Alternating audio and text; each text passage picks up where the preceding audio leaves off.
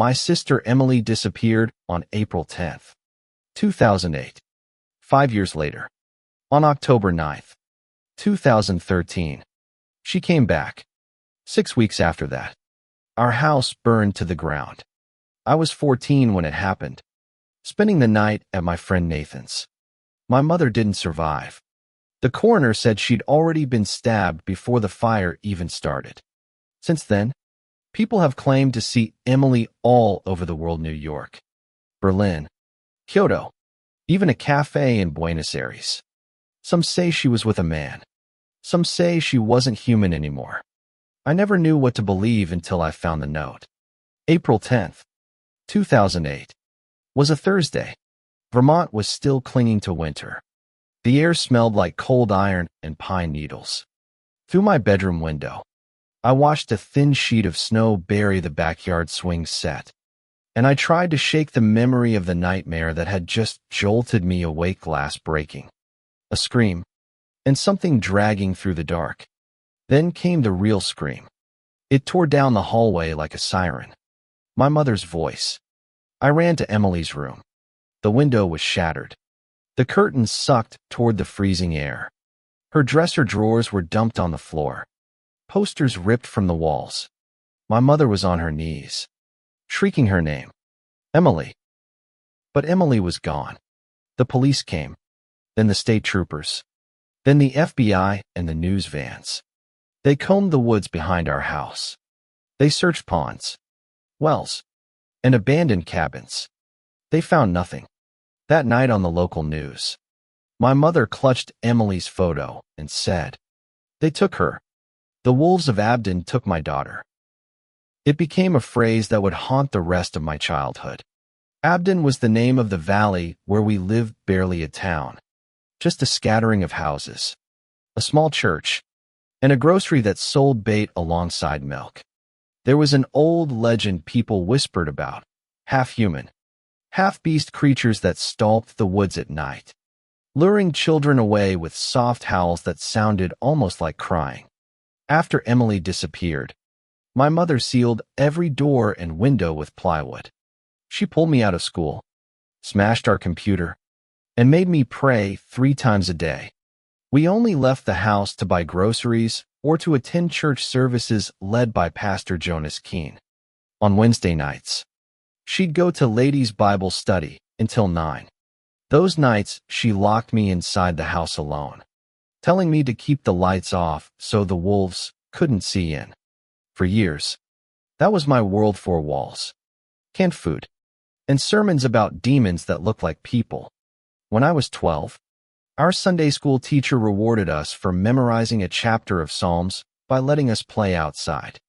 Another boy, Chris, whispered that he knew a wild berry patch near the dry creek bed behind the church.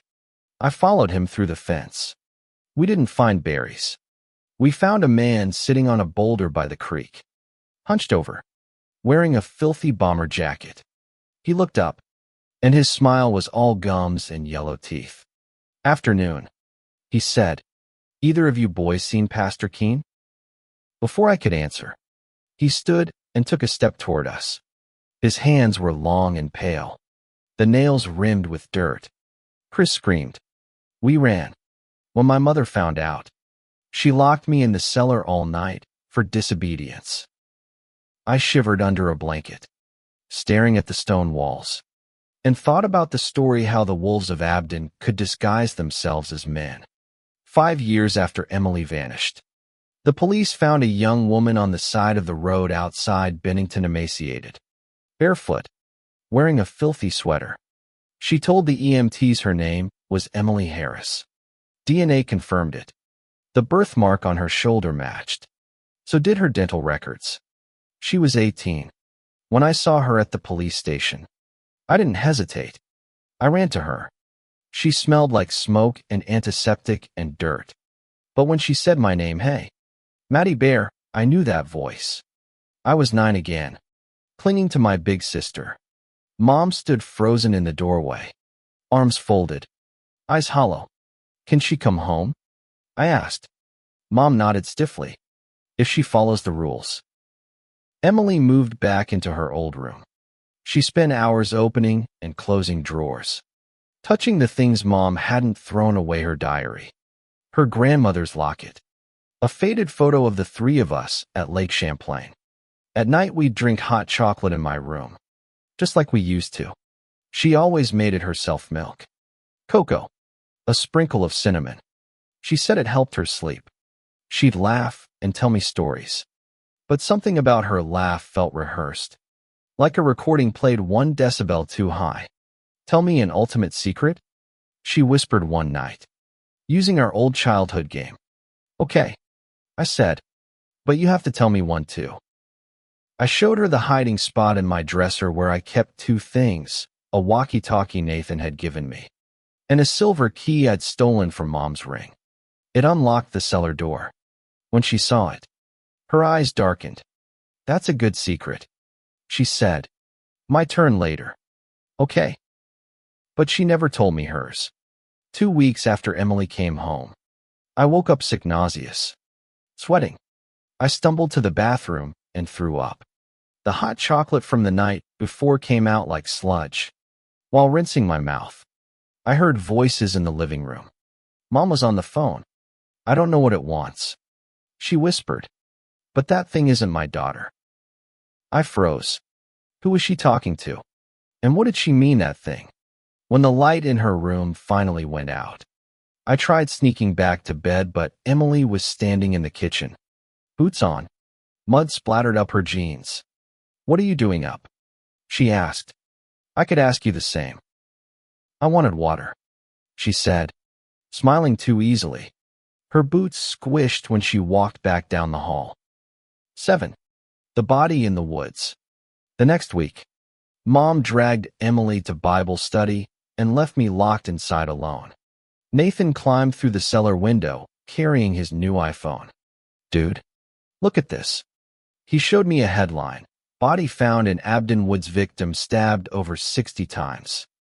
The police said the man was unrecognizable."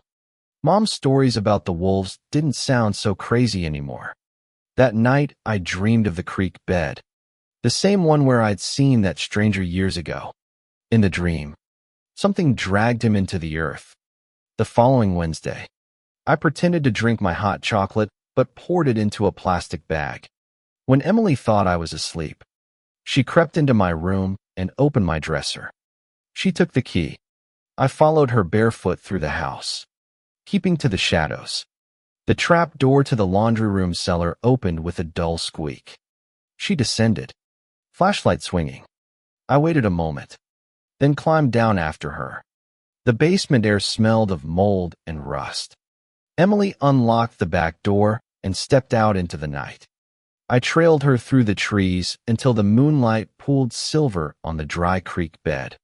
That's where I saw her standing by a huge boulder, whispering into the pit of the earth. "Do you remember the trip to New York?" she said. "What show did we see?" A deep, muffled growl answered from below. The words were distorted, but one floated clear enough to freeze my blood. "Mary Poppins." That was a test question I'd asked her days earlier. She hadn't known the answer then. Now she did. When the moon slid out from behind a cloud, I saw the front of her coat splattered with blood. I crawled backward through the leaves, trembling, until my hand hit something soft. A body. The man's chest was a canyon of stab wounds. His face looked like butchered meat. I ran until my lungs burned. The next day, I went to see Pastor Keene. His office smelled of old coffee and incense. "You think your sister's been changed?" he said calmly, stroking his neat gray mustache. "By the wolves." "She's drugging me," I blurted.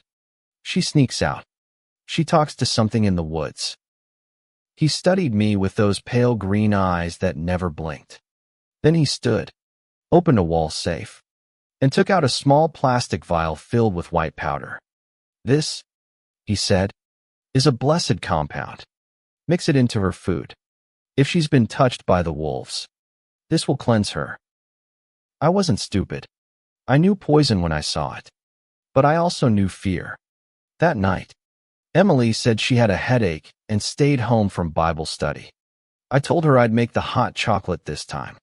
2 mugs. Green for me, red for her. While she wasn't looking, I sprinkled the powder into the red one. It fizzed briefly, then dissolved. She walked into the kitchen wearing that same locket. Her hair brushed smooth for the first time since she'd come back. "Hey, Maddie Bear," she said softly. "Remember our real secret? The one I made you promise to keep if we were ever separated?" I hesitated. "You told me your secret name was Garrett." Her eyes filled with tears. "Then you remember." My hand trembled. I knocked over the red mug. Chocolate splattered across the table. "Oh God, I'm sorry," I stammered. "Here, take mine." Outside, headlights flared in the driveway. "You should go pack a bag," Emily said quickly. "Mom said you can sleep over at Nathan's tonight." "She did?" Emily smiled. "Hurry." Nathan's foster mother picked me up at 9. We played video games, ate pizza, fell asleep to the hum of the TV. At 2 a.m., sirens howled. Through the window, I saw smoke curling above the trees, red and gold and black. My house. They found 2 bodies, Mom and Pastor Keene, both stabbed before the fire. Emily was gone. Nathan's family took me in. They became my legal guardians. I grew up, went to college, became an accountant, tried to forget. But I couldn't. Every year around April, I checked the internet for news sightings. Girl from Vermont spotted in Spain. Mysterious pair match missing person case. Most were nonsense. Then in early 2019, one led me to a diner off the Hudson Valley Parkway. The waitress had long brown hair and a crooked nose. When she smiled, I felt 9 again. "Need coffee?" she asked. I looked up. "Emily?" Her eyes flickered, surprised but not afraid. "I wondered when you'd find me." Behind the counter, a young man worked the grill. His features mirrored hers, the same nose, the same eyes but sharper. Masculine. "This is Gabe," she said. "My partner." The name hit me like thunder. Garrett. He wiped his hands and came over. "Hey, little brother," he said. "They told me everything." Emily had known since she was 10 that she was meant to be a boy. She'd told our mother once. And our mother had dragged her to Pastor Keene, who preached that femininity was holiness. When Emily refused to repent, they locked her in a hidden cellar beneath the creek bed. For years, Keene and a few men from the church visited her there, pretending it was exorcism. But it was something far worse. Mom watched, convinced she was saving her child's soul. When a foster girl named Grace stayed with Nathan's family, she befriended Emily during youth group. They looked enough alike that people sometimes mixed them up. They fell in love. On Grace's 18th birthday, Emily gave her the locket with a lock of her own hair inside. After Emily vanished, Grace investigated. She found the hidden cellar and realized what had been happening. So she made a plan. She broke her nose to match Emily's. She tattooed a fake birthmark. She used the hair in the locket to fake the DNA. When the police found Emily in 2013, it was Grace. The real Emily was still trapped under the creek. Grace stayed in our house to find the key. She discovered the truth, stole a camera, and recorded Pastor Keene opening his safe. Inside were the keys to the cellar. Grace freed Emily. Then they planned the fire. While Mom called Keene to report the imposter, Grace and Emily waited. When he arrived, they confronted them both. Things turned violent. Grace stabbed Keene. Emily stabbed Mom. They poured gasoline, lit the match, and left. Grace drove me to Nathan's house herself that night, pretending to be Mom's friend. They disappeared together after that, living under new names, Gabe and Grace. When Gabe finished the story, the diner was nearly empty. He slid a folded note across the table. I recognized the handwriting. "Maddie Bear," it said. "Mom and Pastor Keene were the real wolves. We just learned how to bite back." I stared at him. You killed them. He didn't deny it. We survived them. Grace reached across the table, placing her hand over mine. Do you hate us? I wanted to. I wanted to scream that murder was murder. But then I saw the scars on her wrists. The way Gabe's hands trembled when he touched the coffee cup. No, I said finally. I hate what they did to us. Gabe smiled a tired, grateful smile. Then we're even. They left before sunrise, walking hand in hand toward the parking lot. I watched their taillights fade into the fog. Sometimes, late at night, I dream of that creek bed, the stones slick with rain, the pit yawning open like a mouth. I hear voices echoing up from below. Not monsters, just people. The wolves of Abdon were never creatures from legend. They were human all along. And the ones we called sinners were only trying to be free. If you've listened this far, I want to hear what you think. Was what Gabe and Grace did justice or just another kind of violence? Where do we draw the line between survival and revenge? Share your thoughts in the comments. Let's talk about how easily fear and faith can be twisted into something monstrous, and how love, even when born in darkness, can still be the light that burns it all down.